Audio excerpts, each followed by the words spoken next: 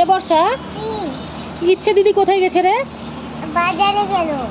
সারা দিন খালি বাজারে যাওয়ার ঘুরে বেড়ানো, আজকে বাড়িতে আসো, ওকে দিয়ে সব কাপড় গোছাবো।